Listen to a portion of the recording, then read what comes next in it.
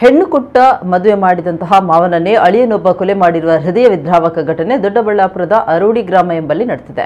ಕೋಲಾರ ಮೂಲದ ಪ್ರತಾಪ್ ಎಂಬಾತನೇ ಮಾವನನ್ನು ಕೊಲೆ ಮಾಡಿ ಆ ಫೋಟೋವನ್ನ ವಾಟ್ಸ್ಆಪ್ನಲ್ಲಿ ಪತ್ನಿಗೆ ಕಳುಹಿಸಿಕೊಟ್ಟ ಆರೋಪಿ ಪತಿಯಾಗಿದ್ದಾನೆ.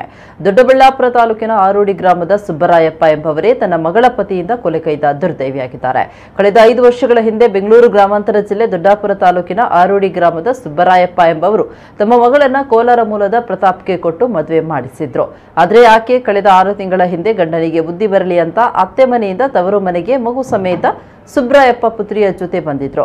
ಮಗಳ ಸಂಸಾರ ಸರಿ ಹೋಗ್ಲಿ ಅಂತ ತಂದೆನೂ ಮಗಳಿಗೆ ಸಪೋರ್ಟ್ ಮಾಡಿ ಅಳಿಯನಿಗೆ ಬುದ್ಧಿ ಹೇಳೋ ಕೆಲಸ ಮಾಡಿದ್ರು. ಆದರೆ ಮಗಳ ಸಂಸಾರ ಸರಿ ಹೋಗ್ಲಿ ಅನ್ನೋ ಚಿಂತನೆಯೇ ಇದೀಗ ಮಾವನ ಜೀವಕ್ಕೆ ಕೊಳ್ಳಿಯಿಟ್ಟಿದ್ದು ಪಾಪಿ ಅಳಿಯ ಕಾಲು ತೊಳೆದು ಹೆಣ್ಣು ಕೊಟ್ಟ ಮಾವನನ್ನೇ ಕೊಂದು ಬಿಟ್ಟಿದ್ದಾನೆ.